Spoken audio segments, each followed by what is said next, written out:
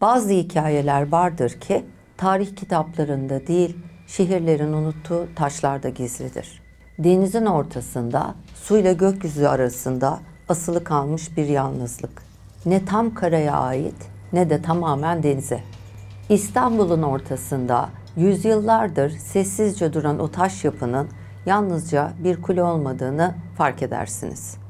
Çünkü bazı yerler hatırlamak için değil, uyarmak için kalır. Ben gazeteci yazar Mehtap Erel. Bugün sizi İstanbul'un ortasında, dalgaların arasında doğmuş bir sırra götürüyorum.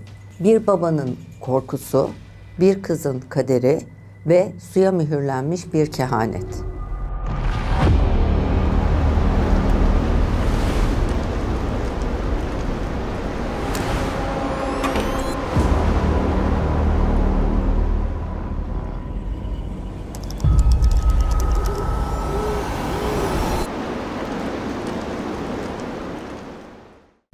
Şimdi önce size Kız Kulesi'nin tarihini ve yapılış amacını anlatayım. Kız Kulesi, Üsküdar'dan sadece birkaç kilometre açıkta küçük bir adacığın üstünde yükseliyor. Yüzyıllar boyunca boğazdan geçen her bakış Kız Kulesi'ne bir anlam yüklüyor. Fener, karakol, gümrük noktası, karantina hastanesi, bunların hepsi doğru. Çünkü bu yapı şehrin ihtiyaçlarına göre kimlik değiştiren bir canlı gibiydi. 12. yüzyılda Doğu Roma İmparatoru 1. Manuel Komnenos bu adacıkta savunma amaçlı bir kule inşa ettirdi. Sarayburnu kıyısındaki Mangana yani Topkapı civarıyla bu noktayı birbirine bağlayan bir savunma hattı inşa ettirdi. Bu bir rivayet değil, Bizans'ın Boğaz'ı kontrol stratejisinin bir parçasıydı. Bu iki yaka arasına gerdikleri zincirle geçişi denetlediler. Vergi, güvenlik, gözetim hepsi bu çizgi hattında yapıldı. İstanbul'un fethinden sonra da kule şehrin savunma ve deniz trafiğinin bir parçası olarak tahkim edildi. Fakat Boğaz'ın hırçın iklimi ve kentin felaketleri onu defalarca sınadı. Küçük Kıyamet diye anılan 10 Eylül 1509 depremi kentin içindeki diğer yapılarla birlikte Kız Kulesi'ni de tabii ki sınadı. Kız Kulesi bu depremin ardından aldığı yıpranmalar sonrasında onarıldı. 18. yüzyılda kuleye bir fener eklendi. Bu fenerin içindeki yağ kandili bir gün bir yangına sebep oldu. Kulenin iç kısmı tamamen yandı ve fakat sonrasında tabii ki tekrar onarıldı, tamir edildi. Bu döngü, yıkım, tamir, yeni bir rolle tekrar kullanıma açılması defalarca tekrarlandı. Yüzyıllar boyunca bu kule bazen gemilere yol gösterdi, bazen de bir gümrük kontrol noktası oldu. İmparatorluğun çalkantılı dönemlerinde top yerleştirilen bir mevziye dönüştü. 1831 yılında kolera salgını esnasında Kız Kulesi 2. Mahmut'un emriyle karantina hastanesine dönüştürüldü. Limanlara gelen gemiler kıyıya hastalık taşımadan önce bu küçük adacıkta tutuldu. Kule ilk kez yalnızlığa bu kadar farklı bir anlam verdi. Hayatı korumak için insanı insandan ayırmak. Artık boğazın rüzgarı tuz değil kireç kokuyordu. Cumhuriyet döneminde de kule periyodik olarak onarılmaya devam etti. 1990'lardan itibaren kule turistik olarak kullanılmaya başlandı. En kapsamlı tadilatlardan bir tanesi 2020-2021 yıllarında yapıldı. Kültür Bakanlığı'nın denetiminde yapılan bu tadilat sonrasında Kız Kulesi 11 Mayıs 2023'te restorasyonu tamamen tamamlandı. Aynı dönemde çok büyük gösterilerle burası tekrar halka açıldı. Bugün Kız Kulesi bir anıt eser olarak hala ziyarete açık. Boğaz'ın üzerinde bütün güzelliğiyle süzülmeye devam ediyor. Kız Kulesi ile ilgili elimizdeki tarihi veriler bunlar. Şimdi tarih bilgilerinin sustuğu, söylencelerin fısıldamaya başladığı kısma geliyoruz. Kız Kulesi'nin efsanevi yüzü karşımızda. Güzeller güzeli bir prenses, bir kehanet ve onu zehirleyen bir yılanın hikayesi. Tarih bize taşın hikayesini verir ama bazı yapıların gölgesi konuşur. Şimdi Kız Kulesi'nin çevresinde yüzyıllardır dolaşan o gölgeleri dinleyelim. Bizans'ın son yüzyıllarından biri. İmparator Konstantin Paleologos, yaşlı ama hala kudretli. Kızı Helena saray koridorlarında yürürken ayak sesleri yankı yapmasın diye halılar serdiren narin bir prenses. Ve falcı, imparatorun sarayına sadece geceleri çağrılan, gözleri görmeyen bir kadın, Agatha. Şimdi hikayeyi anlatıyorum. İlk önce olayın yaşandığı sarayın iç avlusuna gidiyoruz.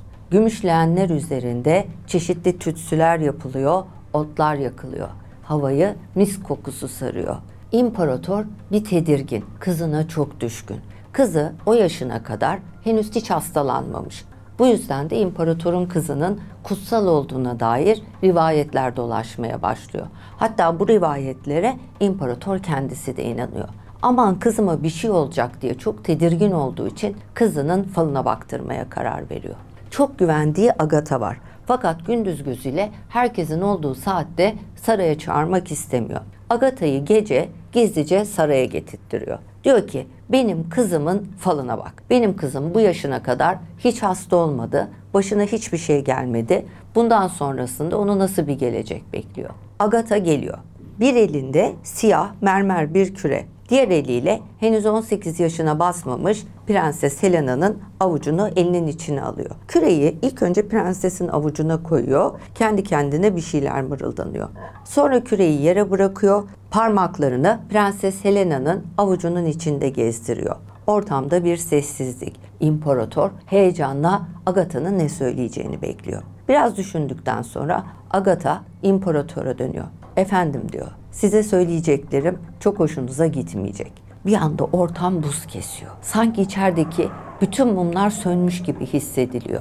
İmparator diyor ki oyalanma, söyle ne söyleyeceksen. Agatha diyor ki ben kızınızın avucunun içindeki çizgilerde ölüm görüyorum. Sizin kızınız 18 yaşına geldiğinde bir yılan tarafından sokularak öldürülecek. Şimdi imparator bunu duyduğunda önce inanmak istemiyor. Fakat tabii Agatha imparatorun çok itimat ettiği, saraya getirip konuşturduğu, fikir sorduğu bir falcı.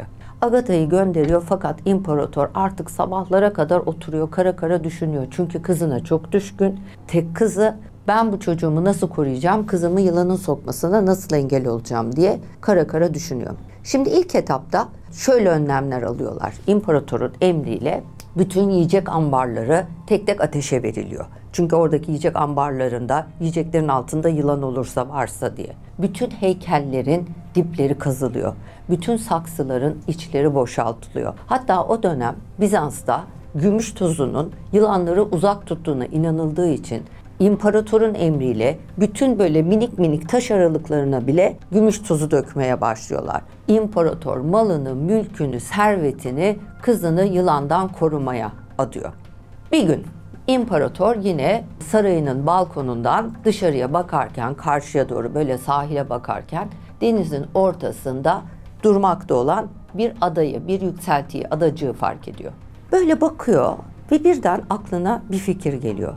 Bu fikir kızının bütün geleceğini mühürleyecek olan o fikire dönüşüyor. İmparator diyor ki, yılan yüzemez. Karada yaşayan, karada giden bir hayvan. Ben canım kızımı, prensesimi denizin ortasında bu adacığın üzerine yaptıracağım bir kuleye kapatırsam yılan kızımı öldüremez. Bunun üzerine emirler veriliyor ve o adacığın üzerine bir kule dikiliyor. Kulenin yapımı da öyle normal bir kule yapımı gibi olmuyor. Kulenin temeline üzerine dualar okunmuş, mühürler, bir takım böyle dini objeler konuluyor. Kulenin içine, bütün duvarlara kutsal saydıkları ikonaları yerleştiriyorlar. Kızını bir şekilde hem insanlardan hem ona ulaşabilecek her türlü canlıdan uzak tutacak şekilde denizin ortasına yaptığı bir yere kapatıyor imparator.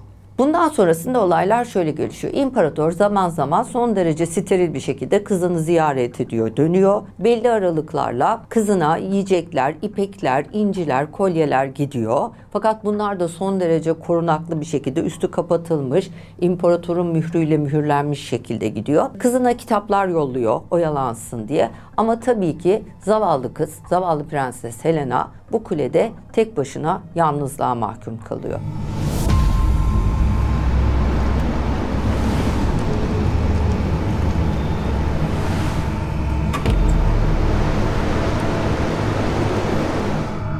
Prenses Helena 18 yaşına geliyor. 18 yaşına gireceği günün sabahı imparator babası Prenses Helena'ya gemiyle bir hediye gönderiyor. Bu kocaman, üzerinde lacivert ipek örtüyle kapatılmış, onun üzeri de kralın mührüyle mühürlenmiş, böyle simli, yaldızlı bir meyve sepeti. Ama içinde muhteşem meyveler. Hatta çok nadir bir şekilde o dönem belli aylarda 20-25 gün kadar nar ve incir aynı ana denk geliyor. Onun için çok özel, yani onu denk getirmek. Kral sepetin içine narlar, incirler, nefis kokulu üzümler yerleştiriyor ve kızına doğum günü hediyesi olarak bu sepeti gönderiyor. Helena sabah sevinç içinde babasından gelen meyve sepetini karşılıyor. Sepeti alıyor, tabi böyle lacivert ipekli, gösterişli, heyecanla kucakladığı gibi sepeti odasına götürüyor. Helena odasına geldiğinde sepeti elinden düşürüyor. Sepeti düşürmesiyle beraber üzerindeki mühür kırılıyor. Sepetin üzerindeki o lacivert ipek kumaş açılıyor, yere dökülüyor ve nar parçaları ipek kumaşın üzerine saçılıyor. Ve baktığınızda sanki o nar parçaları tek tek kan damlaları gibi görünüyor. Helena örtüyü toplamak için yere doğru eğildiğinde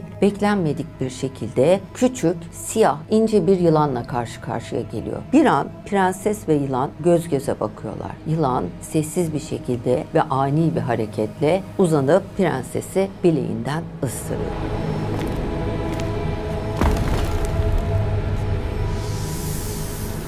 Odanın sessizliğinde yılanın ısırık sesi duyuluyor. Prenses bir an acıyla gözlerini kapatıyor. Gözlerini tekrar açtığında ölmek üzereyken son nefesinde babasının asla duyamayacağı şekilde haykırıyor. Baba, ve gözlerini yumuyor. Ertesi sabah imparator kızının doğum gününü kutlamak üzere Kız Kulesi'ne geliyor. Hizmetkarlarla birlikte kızının odasına çıktığında gördükleri karşısında şok oluyor. Prenses Helena pencerenin önünde, yerde, üzerinde bembeyaz elbisesi, sanki babasını bekliyormuş gibi, sanki hiç ölmemiş gibi, bütün güzelliğiyle, bütün ihtişamıyla yerde uzanmış yatıyor. Prenses Helena'nın cesedinin yanında kurumuş bir yılan lacivert sepetin içinde çöreklenmiş ve o da ölmüş bir şekilde duruyor. Hiç kimse bu yılanın ne şekilde oraya geldiğini bilmiyor. Sepetin içinde mi geldi, yoksa o yılanı oraya dalgalar mı getirdi? Prenses Helena'nın ölümünden ve imparatorun ağıtlarından sonra dalgalar çekiliyor ve kule bir daha hiç öyle kokmuyor. Bugünden sonra halk bu yapıya bir isim veriyor. Bu yapının adı Kız Kulesi. Hem bir mezar hem de bir uyarı. Kızını korumak için suya güvenen baba kaderin yüzebileceğini bilemezdi. Çünkü bazen en sığınaklı yer ölümün ta kendisidir. Şimdi bu hikaye yüzyıllardır anlatılıyor ama her hikayenin bir de gizemli izi var. Kız Kulesi'nin taşlarında ve duvarlarında işte o izlerden hala bazıları duruyor. Şimdi bu lanetin ardından neler olduğuna dair, ne yaşandığına dair ortaya atılan teorilere bir bakalım. Bir tanesi tarihsel teori. Bazı tarihçiler tarihin hiçbir döneminde o bölgede imparatorlardan hiçbirinin Helena adında bir kızı olmadığını söylüyor. Ama 10. ve 12. yüzyılda saraydan uzaklaştırılmak istenen bazı soylu kız çocuklarının deniz üzerindeki tecrit kulelerinde yaşadığı biliniyor. Yani bu efsane aslında karantina veya sürgün uygulamasının halk arasında lanet olarak adlandırılmış hali olabilir. Belki Helena olarak anlatılan bu kız bir prenses değil, hastalık taşıdığı düşünülen genç bir kadındı. Yılan sokması denilen şey o dönemde belki de bilinmeyen bir zehirlenme ya da bulaşıcı hastalık vakasıydı. Bu yüzden de ölümün sebebi yılan diye sembolleştirildi. Kule bazı zamanlarda karantina adası olarak da kullanıldığı için bu teori pek çok araştırmacı tarafından olabilir kabul ediliyor.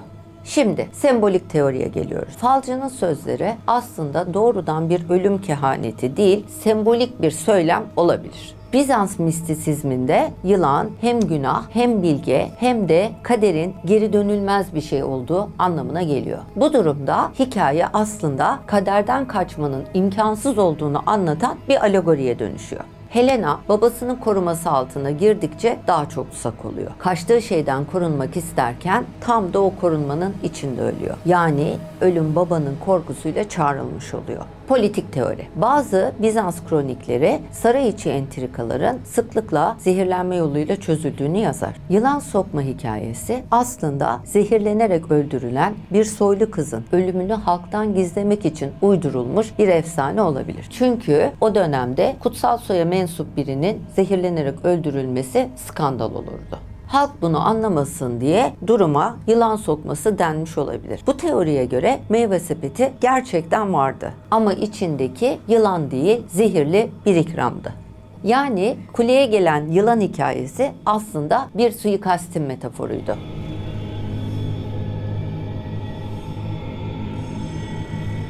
Parapsikolojik teori. 1930'larda ve 1980'lerde kulenin restorasyonunda çalışan bazı işçiler geceleri kadın sesleri ve su sesiyle karışık bazı fısıltılar duyduklarını söylemişler. Bazıları bunu deniz yankısı olarak açıklasa da yerel halk yılın belli dönemlerinde, özellikle de Eylül ayında kulenin penceresinde bir gölge gördüklerini söylerler. Ve o silüetin elinde bir meyve sepeti taşıyan Prenses Helen olduğuna inanırlar. Arkeolojik teoriye geçiyorum. 2021-2023 yılları arasında yapılan restorasyon çalışmalarında bazı arkeologlar kulenin dibinde bir takım taşlar buldu. Bu taşların biçimi mezar stellerine, yani uzun dik taşlara, yapılara benzetildi.